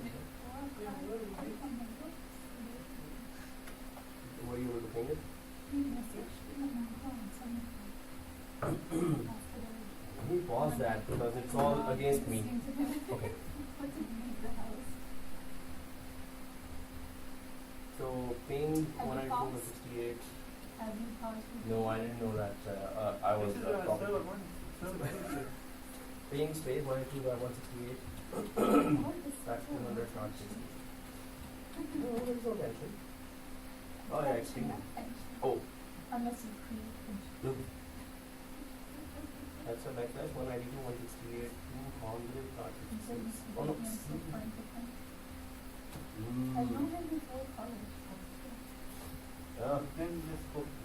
Now you can. And this is also recording. Okay, thank you very much. Yeah. So now we need to connect. Huh? Oh yeah. Somebody cannot. This means control. Blah blah blah blah blah. Okay. Be done. You have to understand that. Overstand. Oh, okay. So overstand, yeah, I'm standing over. Okay, guys. So we need to again remotely connect to that. How do we do that? Of course, there is a command up there already. It has restarted. Trust it. So up arrow, not djoin, up arrow, enter PS session. That's how we connected to that machine before as well. Or are we already connected to that? Are we still connected to that? Because the prompt is still there. So if I just remove that whole thing and press enter. No. Not Obviously. before that. The prompt is not there, right? We're outside, we're not remotely connected. So it is enter PS session. So up arrow, up arrow, up arrow, this one, enter PS session. Just enter that, give the, okay, yeah. Yeah.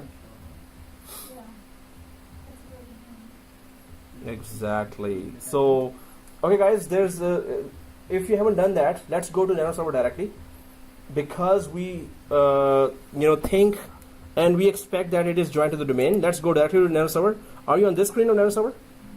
This time go for netadmin, the password, and the domain name actually. Go for netadmin because we expect that it is joined to the domain right now. So, yeah, what the heaven? I kinda don't want Did you do the delete C drive thing? Installing the That's over again. The wrong commands. That's why we do it here. We can afford to have this mistake, but not in production environment. that's, Hmm? that's basically a That's basically no, but that's good. We are doing it here. Control C, Control C. But let it install now. Oh, it's too late. Okay, so Always remember lol. Okay, what are we doing here? but what did you do? Nothing. So- I'm already here. Don't worry about it. Yeah, see the confidence. That's what I wanted. Okay, let's go ahead, guys. So net plus domain dot local My team is not working. team or T. Oh, T. Ah, okay. So are we able to log in from there? Oh, good. That's good. So press enter here, and yes, we are actually joined to the domain. So that NanoServer is joined to the domain. Now we can do the next task. Yay! Okay, no excitement here. So it's like teach. Yeah, whatever. Just go ahead. So what? No. The good part is we can do the rest of the step and we can go early. How about that? Yeah, I can go early.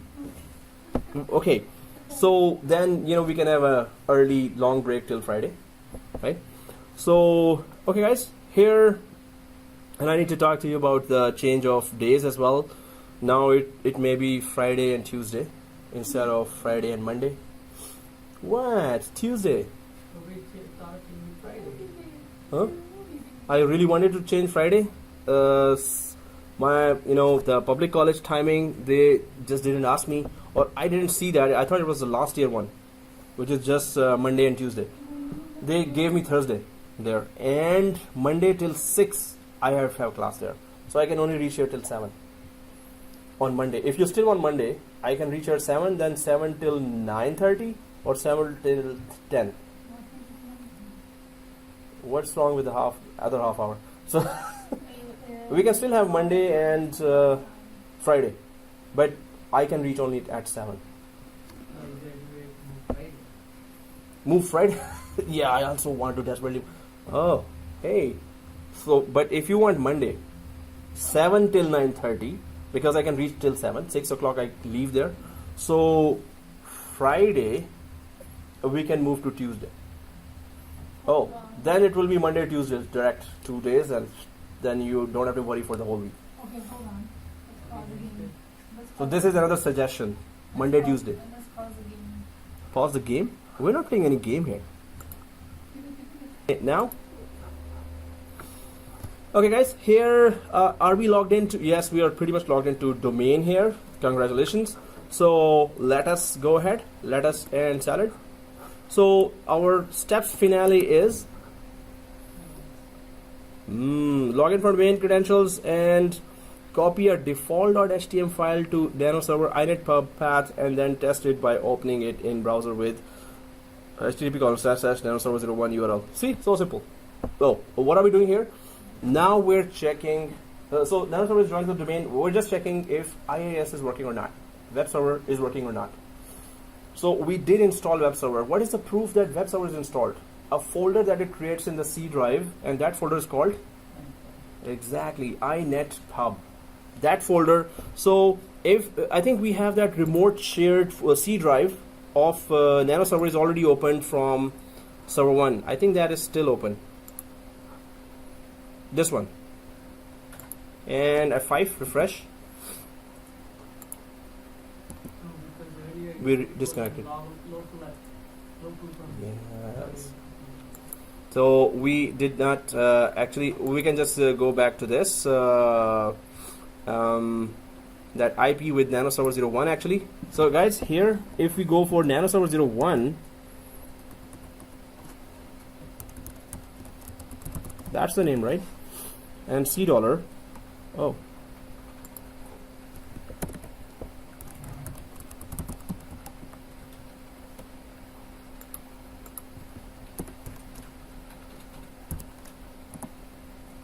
Oh, because we are logged in from netadmin and we are logged in from there as netadmin as well.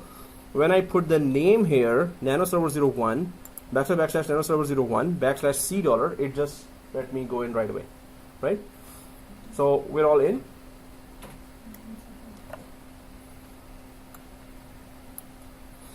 So NanoServer 01 backslash $. So since we're in here, you can see this inetpub folder here. This one, this file. Well, so go to server 1, go to Internet Explorer, oh no, File Explorer, and just type backslash NanoServer 01 backslash $. Are you there? That's good. Oh, the confidence. This is what we need. Okay, so here guys, if it is there, inetpub, if we go inside the inetpub, double click that inetpub here inside NanoServer, and you can see www root folder here. So double click that as well, and you can see the file name here, IAS. So that file name, we're going to be creating our default.htm and put that file name here. So keep this folder open but minimize it. Don't close that folder, just minimize that www root folder in NanoServer. Once you minimize, now go to your local folder in server 1, local disk C drive, and we can right click here and create a new file. Okay, we cannot create a new file here. Do you have a scripts folder here? Everyone has a scripts folder inside the C drive? Go inside the scripts folder or any folder. Right click and new. What we need to create is a text document. So let's create a text document here inside the folder of server 1. Now I think we all have yeah, it is of course Windows 2016. We need to see the extensions. So if I click here, it is not showing me the extension here. So do you see this view? Click the view and go to file name extension here, this one. So click the view and go to file name extension. Now you should be seeing the extensions here, right? So first we see the extension which is okay, but double click this file and just type here, we are sleepy and want to go home. Let's be very professional here. So finish it, teach. Yeah. Question. Yeah. When you create an interest document in script folder, why is that? Right click and you don't see the option for text document, right? Oh, refresh. Refresh folder.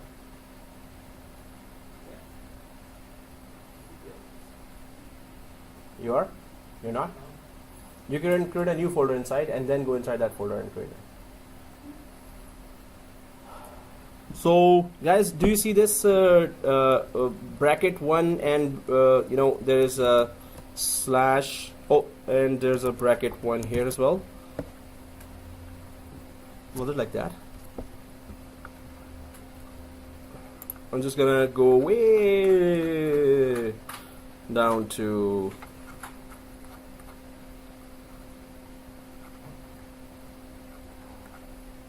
see how many.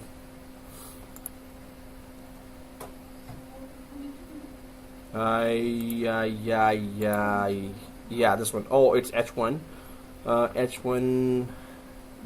No, it's just this line H1. It starts with H1, it ends with H1. Yeah, and then it starts with H1 and ends with H1. Welcome to NetPlus. No more biryani, please. Well, the morning class brings a lot of biryani every second, third week. So I'm just getting fatter and fatter. Wow. Serious. So it was. Okay, you still want more. Well, yeah, I cannot control myself once I'm in front of biryani or biryani is in front of me. So whichever is in front of. Okay. Anyway, so guys, it is the correct one is this H1, and with the start of the second line H1 as well. Sir, I don't understand what you're doing right now. This is this called HTML code. This is heading. So we're just creating a web page, and we want to see if the web server in NanoServer, web application that was installed in NanoServer, does that work? If we put this page there, it should work in browser, showing this in H1. So it will be a heading. It will be a little bigger font. If the web server is not installed in NanoServer, this will not open in the browser. So have we written that right? H1. Write anything. Yeah. Okay. So close this and save. Now, do you see extension here? Do everyone sees the extension here? So single click only, single click, and simply change it to HTML here, and also change the whole text document to DEFAULT. So default.htm. That's the. So make sure the extension .txt does not show. Instead of .txt, you go for htm. Instead of the full name, you go for default.htm. Default. So it should look like this. If I click anywhere else here now, it's going to say, hey, do you want to change extension? I'm going to say yes. I want to change. Both work. So yes, now it is default.htm, and you can see the icon change to Internet Explorer icon. So this file can be run wherever there is a web server. So we did install a web server inside NanoServer. So right click this, copy. What we are doing is we are going to copy this default.htm that we created inside server 1. We're going to take it to the NanoServer, and we're going to put it in the right folder, the web server folder. So it's going to become a web server, and if you had created a website, you can put all the first page could have the links to the other pages, and you can put all folder of the website inside NanoServer. It's going to just run that intranet site. We're just putting the first page there. So right click and copy, and go to www.root, which is NanoServer. So if you're already logged into or connected to C drive of NanoServer 1, go to the inetpub folder, double click that, go to www.root folder, double click that, and right click and paste default.htm. What will that do? Web servers normally recognize default.htm as the first page of the website. So the web server should just open this in browser from any machine in the network. So this was put inside NanoServer, but we're gonna open a browser in server 1, which is not a NanoServer, which is a domain controller, right? So in server 1, open a browser and just type http://nanoserver01. In server 1, open Internet Explorer like this. In server 1, open Internet Explorer, and then just type http:// what is the number? Nano. That's the name of the NanoServer itself that we gave. NanoServer01. This is the address you need to put. If those two lines open here, the web server works and the NanoServer actually works as well. So enter. There you go. We're sleepy and we want to go home, so finish it, teach. It's done. Hey, that's a nice end, right? So this means we installed NanoServer, we configured NanoServer, we installed it, then we remotely connected, joined it to domain, and it was by offline domain join. That's a new thing we learned as well. And then we went for IIS was already added there. So in the end, we just copied a file there just to check if the web server is working. If IIS was not installed, this would never have worked, right? So the NanoServer can be hosting a virtual machines. It can host our DNS server. It can host IIS server. It can host file server, and it can host containers, which is the next topic, last topic, container. And yeah, it's kind of little confusing, but hopefully we're not gonna be confused. So, any questions about NanoServer? Yes. When do we go home? Yeah, now. Yeah? You can't believe it, right? No. Okay. Tears of joy. Huh? Okay. Tears of happiness. So, yeah, we didn't take a break, so that's why. Or we can just go ahead with the next topic, which is the value.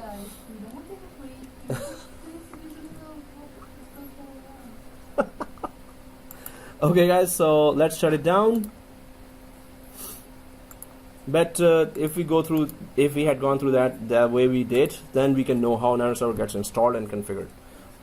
So next task would be, if you want to challenge yourself, just install Hyper-V or DNS or file server. But container we're going to be creating anyway. So we're shutting down and stopping the video.